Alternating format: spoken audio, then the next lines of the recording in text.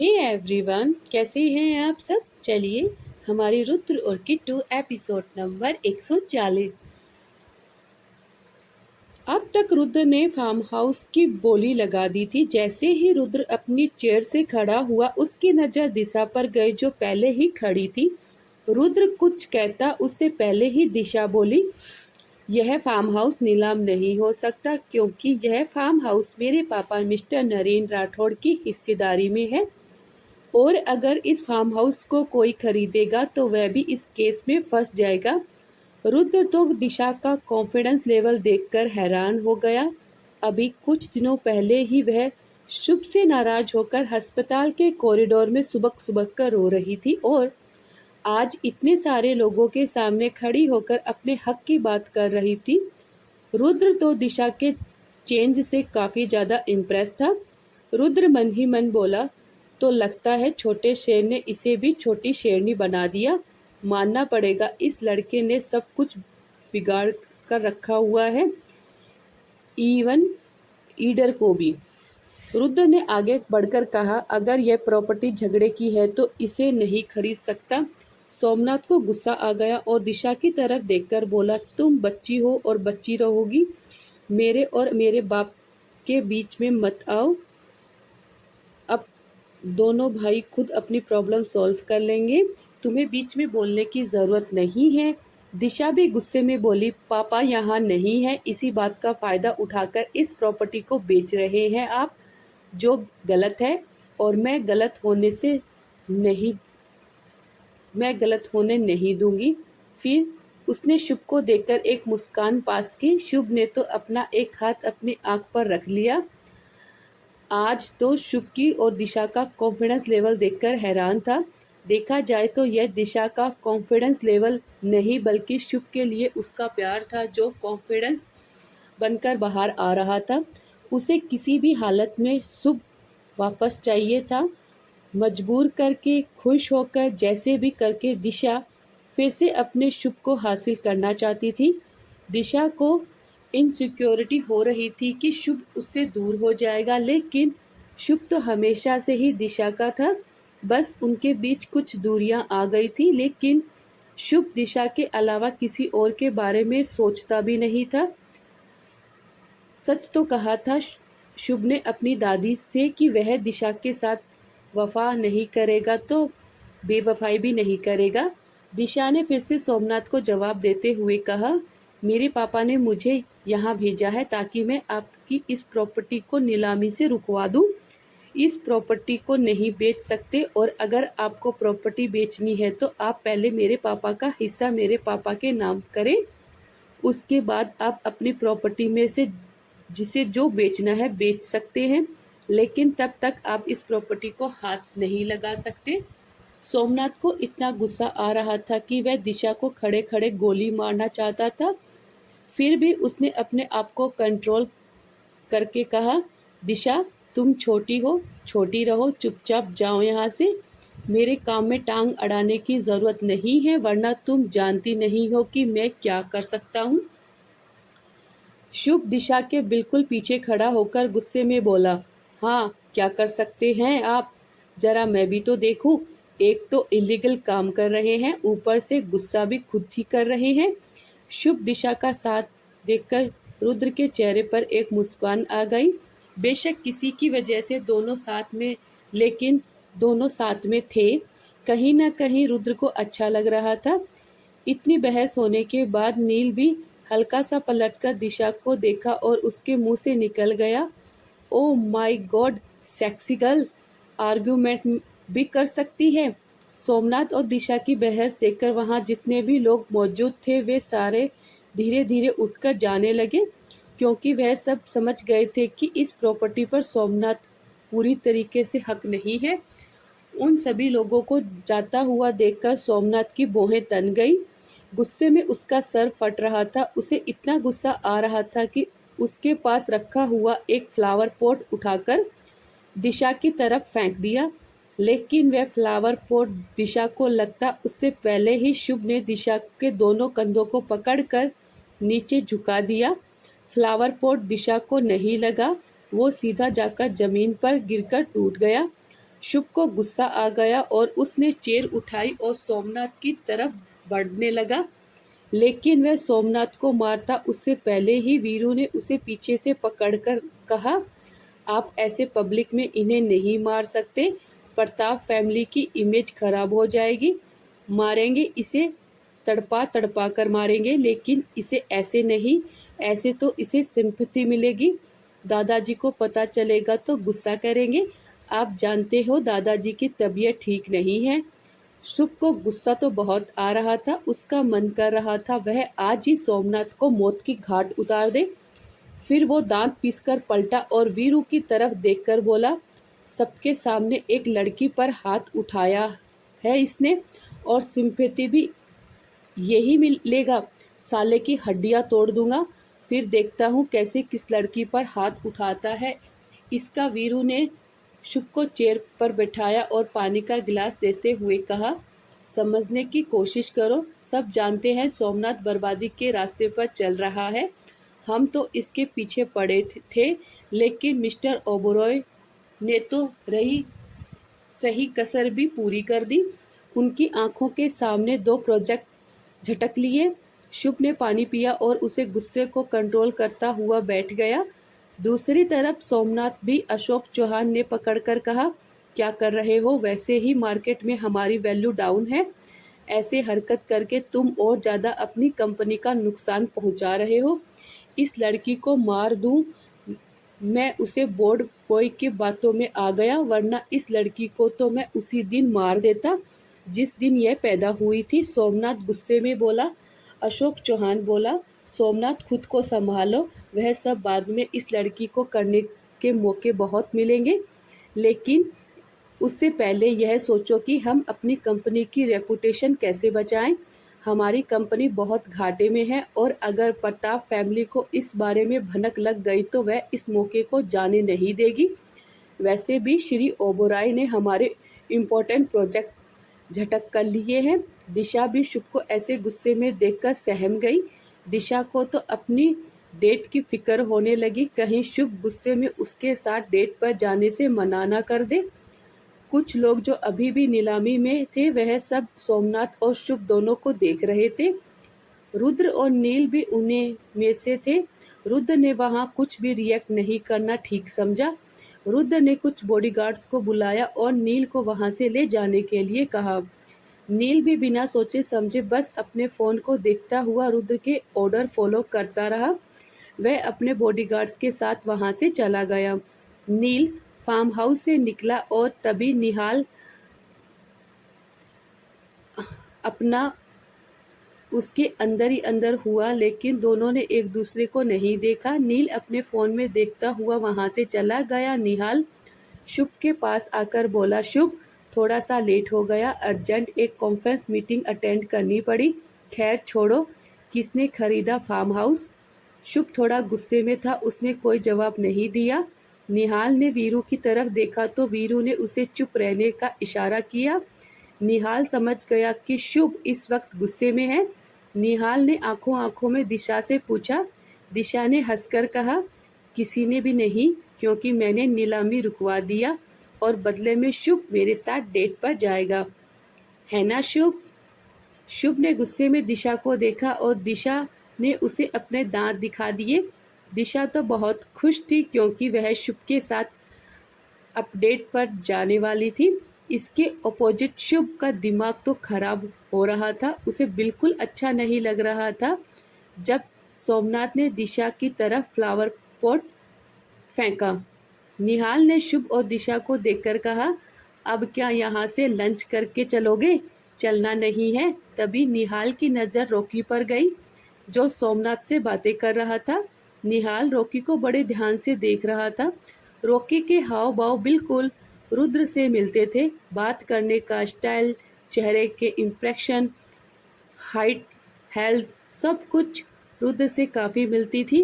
अरे मिलती क्या, वह तो रुद्र ही था। निहाल यह बात अपने मन ही मन सोच रहा था। यह रॉकी रुद्र से कितना मिलता जुलता है, कोई पीछे से देखेगा तो समझेगा रुद्र ही है। शुभ निहाल को देखकर बोला, अब चले या और घूरना है रॉकी को? निहाल बोला, नहीं बस चलते हैं। चारों अपनी गाड़ी के पास आकर शुभ दिशा को देखकर बोला, वीरू भैया इसे घर छोड़ दो, मैं निहाल जीजू के साथ ऑफिस जा रहा हूँ। दिशा हैरानी से बोली, ऑफिस जा रहा है मतलब आप मेरे साथ डेट पर नहीं चलेंगे? आप मेरे साथ डेट पर नहीं चलेंगे? शुभ ने दिशा की मिमिक्री करने वाले लहजे में दिशा को देखकर कहा, जब मेरे पास टाइम होगा तब चलूँगा, अब तुम चुपचाप वीरू के साथ घर जाओ। दिशा ने पैर पटक कर बोली, मुझे लगा ही था एक नंबर के झूठे हैं आप। शुभ के चेहरे पर हल्की सी मुस्कान आ गई। दिशा का ऐसा बोलना शुभ को अच्छा लग रहा था, लेकिन शुभ अपनी खुशी को दबाए रखता था। शुभ ने दिशा की बाजू पकड़ी और उसे गाड़ी में बैठाते हुए कहा, झूठा नहीं हूँ मैं समझी, अब चुपचाप घर जाओ, जब टाइम होगा तुम्हें कॉल करूँगा, फिर हम साथ में डेट पर चलेंगे। सिर्फ 4 घंटे याद रखना, सिर्फ 4 घंटे तुम्हारे साथ बिताऊंगा। शुभ की बात सुनकर कहीं ना कहीं दिशा को शर्म आ रही थी। दिशा ने हंसकर कहा, 4 घंटे तो बहुत है, जल्दी कॉल करना, मैं ज़्यादा दिन इंतज़ार नहीं कर पाऊंगी। शुभ ने इशारा किया और वीरू गाड़ी की ड्राइविंग सीट पर बैठ गया। वीरू दिशा को लेकर वहां से चला गया। निहाल और शुभ भी ऑफिस के लिए निकल गए।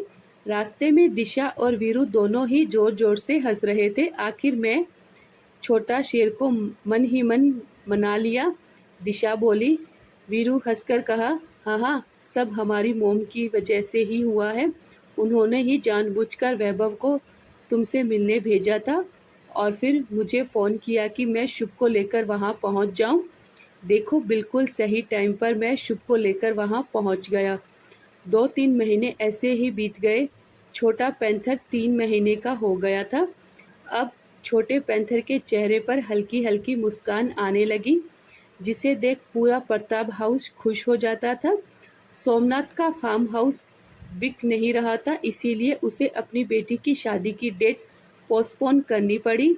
वहीं प्रताप हाउस में अवनी, दादी, किट्टू तीनों ही छोटे पैंथर के साथ खेल रही थी। छोटे पैंथर के छोटे छोटे हाथों को हाथों में लेकर अपने गाल पर लगा रही थी। अवनी बोली, दादी क्या यह बिल्कुल अपने पापा पर गया है? नील ऐसे ही दिखते थे। दादी मुस्कुराते हुए बोली, मैंने नील को बचपन में नहीं देखा था, जब नील 3 साल का था तब से उसे देखा था, लेकिन यह है अपने पापा पर ही गया है। अवनी हंसते हुए बोली, बस इसी की शरारतें अपने पापा पर ना जाएं, वरना 2 नील को झेलना मेरे लिए मुश्किल हो जाएगा। अवनी की बात सुनकर किट्टू खिलखिलाकर हंसने लगी। किट्टू बोली, नहीं भाभी, यह जाएगा, यह बिल्कुल नील भैया पर ही है और नील भैया पर ही जाएगा। इसकी हरकतें अभी से नील भैया से मिलती है। छोटा पैंथर के चेहरे पर एक मुस्कुराहट आ गई। जैसे जैसे किट्टू की बातें समझ आ रहा था, जैसे उसे छोटे पैंथर की मुस्कुराहट देखकर तीनों सास बहू हंसने लगी। तभी शुभ ऑफिस से आ गया। शुभ ऑफिस से आया और सीधा छोटे पैंथर को गोद में लेने लगा। तभी अवनी ने उसका हाथ पकड़कर कहा, छोटे शेर, कम से कम हाथ तो धो लो, वरना इसे इन्फेक्शन हो जाएगा। चल भाभी की बच्ची, यह मेरा छोटा पैंथर है, इतना कमज़ोर नहीं है, हाथ लगाने से इसे इन्फेक्शन हो जाए। इतना कहकर शुभ ने छोटे पैंथर को गोद में उठा लिया और उसे बहुत प्यार किया। शुभ जब भी छोटे पैंथर को प्यार करता था, दादी की आंखें नम हो जाती। दादी ने सोचा था कि शुभ अवनी से शादी कर लेगा और छोटे पैंथर को बाप का प्यार देगा। दादी अपनी जगह गलत नहीं थी। दादी मान चुकी थी नील वापस नहीं आएगा, जबकि शुभ को पूरा यकीन था कि नील रुद्र वापस आएंगे। इसीलिए उसने अवनी से शादी नहीं की। अवनी और अपना पवित्र रिश्ता पवित्र ही रखना चाहता था। छोटे पैंथर को थोड़ी देर प्यार करने के बाद शुभ ने उसे किट्टू को गोद में दे दिया और खुद सोफे पर बैठकर अपने शूज़ रिमूव करने लगा। दादी भी शुभ की हालत समझती थी। शुभ को भी एक सपोर्ट की ज़रूरत थी और दादी के साथ हुई बहस के चलते उसने दिशा से मिलना जुलना छोड़ दिया था। शूज़ निकालने के बाद शुभ दादी के पास बैठकर बोला, दादी थोड़ी देर मालिश कर दो ना, सर में दर्द हो रहा है। किट्टू सोफे से उठी और तेल लेकर आई और बोली, लाओ शुभ भैया, मैं कर देती हूँ। शुभ उठता उससे पहले ही दादी ने उसका कंधा पकड़कर वहीं बैठा लिया और किट्टू से तेल की कटोरी लेते हुए बोली, मैं कर देती हूँ। आज कितने दिनों बाद मेरे बेटे ने मुझसे कुछ कहा है। दादी बड़े प्यार से शुभ की मालिश करने लगी। शुभ भी आराम से दादी की गोद में पास सर रखकर बैठा था। उसे बहुत सुकून मिल रहा था।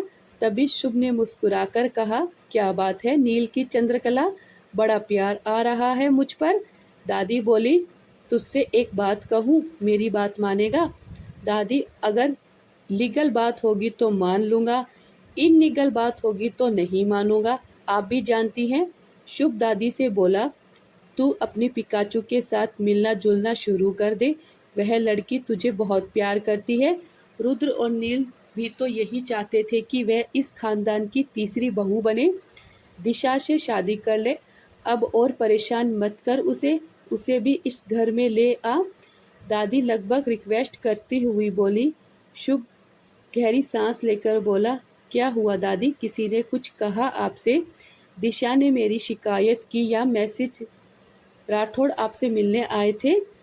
अचानक से आपको क्या हो गया है? आप तो कहती थी कि तेरी भाभीियों की जिंदगी के रंग उड़ गए और तू अपनी जिंदगी में खुश रहना चाहता है। अब क्या हो गया? मैं खुश हूँ, पिकाचू के बिना भी खुश हूँ। दादी बोली, मैं तुझे अब माफ़ी मांगती अच्छी लगती हूँ तो ले, मैं माफ़ी मांग लेती हूँ। तू जो मेरी बात नहीं सुनेगा, कर ले उस लड़की से शादी। दिशा बहुत प्यारी है, किट्टू किट्टू कॉपी है। नहीं दादी, मैं अभी दिशा से शादी नहीं करूँगा। जब नील भैया रुद्र भैया आएंगे तब करूँगा। आप बेफिक्र रहो, शादी तो मैं पिकाचू से ही करूँगा और अगर नहीं करूँगा तो किसी से नहीं करूँगा। शुभ बोला। दादी फिर बोली, अच्छा शुभ, जब तेरा मन होगा तब शादी कर लेना, लेकिन उससे मिलना जुलना तो शुरू कर दे। उसके साथ डेट पर तो जा। पहले तो कितना रोता था उसके साथ डेट पर जाने के लिए, और अब देखो जैसे उस लड़की से किनारा ही कर लिया तूने। अरे दादी, मैं नहीं जा रहा उसके साथ कहीं पर भी। शुभ चिढ़कर बोला, सुबह से लेकर शाम तक ऑफिस में कुत्तों की तरह काम करो, फिर यहाँ आकर डेट पर चले जाओ, यहाँ चले जाओ, वहाँ चले जाओ, मैं कहाँ कहीं नहीं जा रहा।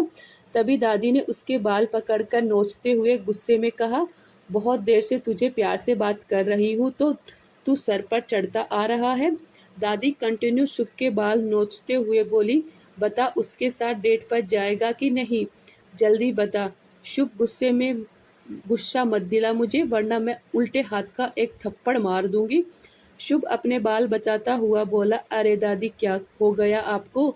छोड़ो मेरे बालों को, दर्द हो रहा है। दादी डबल गुस्से के साथ बोली, तू पिकाचू के साथ डेट पर जाएगा कि नहीं, जल्दी बोल, नहीं बोला तो ऐसे ही तेरे बाल नोच दूंगी, गंजा हो जाएगा, फिर देखती हूँ तेरे बालों की मालिश कैसी होती है। तू इन बालों में गोबर वाला जेल कैसे लगाता है, नोच नोच कर तुझे टकला बना दूंगी। जल्दी बोल, उस लड़की के साथ डेट पर जाएगा कि नहीं। किट्टू और अवनी हंस हंस कर बुरा हाल था। लगभग 1 साल बाद उन्होंने दादी का यह वाला रूप देखा था। शुभ भी हल्के गुस्से में बोला, अरे भाभीओ, मुझे बचाओ। तुम दोनों तो हंसने लगी। भाभी प्लीज़ मुझे बचा लो, उन्होंने मेरे बाल नोच डाले। दादी बोली, मेरे सवाल का जवाब देगा कि नहीं? जाएगा उस लड़की को घुमाने के लिए? नहीं। अच्छा दादी, चला जाऊंगा, अब तो छोड़ो। शुभ हल्के दर्द में बोला। दादी ने बाल अब नहीं छोड़े थे। दादी ने फिर सवाल किया, सच्ची सच्ची बता दे, तू जाएगा कि नहीं? हाँ हाँ, चला जाऊंगा दादी, मेरी बाल तो छोड़ो, सच में दर्द हो रहा है। शुभ बोला। दादी ने बाल छोड़ दिए। शुभ दादी से 20 फीट दूर होकर सोफे पर बैठ गया और अपने बालों को पकड़कर हिलाने लगा। दादी को ऐसे रिएक्ट करता देख शुभ की मुस्कुराहट वापस आ गया। अवनी और किट्टू इतना हंसना, दिशा का कॉन्फिडेंस लेवल बढ़ना, दादाजी की सेहत में सुधार आना, यह सब कहीं ना कहीं इस बात का सिग्नल दे रहा था कि नील और रुद्र उसके आसपास ही हैं। अपने बालों को ठीक करने के बाद शुभ ने छोटे पैंथर को देखकर कहा, देख रहा है तेरी परदादी कितनी खतरनाक है, इनसे बचकर रहियो तू। और तू मेरा छोटा पैंतर है ना, तो दादी के ऊपर 2 बार सुसु कर दियो, ठीक है। शुभ की बात सुनकर पैंथर हल्का सा मुस्कुरा दिया, जैसे उसे शुभ की बातें भी समझ आ रही थी। पैंथर को हंसता हुआ देखकर शुभ के चेहरे की मुस्कुराहट और बड़ी हो गई। दादी तो एटीट्यूड में बैठी थी, उसने शुभ की तरफ एक बार भी नहीं देखा। चंद्रकला अब मुंह क्यों फुला लिया, कह तो रहा हूँ चला जाऊंगा। शुभ बोला अभी जा, वैसे भी आज तू 8 बजे ही आ गया है, तो उसके साथ अभी चला जा, मुझे संतुष्टि हो जाएगी। दादी फुल एटीट्यूड के साथ बोली।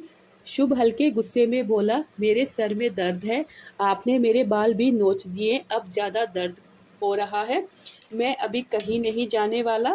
दादी ने एक कुशन उठाया और शुभ की तरफ फेंक कर कहा, चुपचाप जाएगा, तेरे और बाल नोचूं।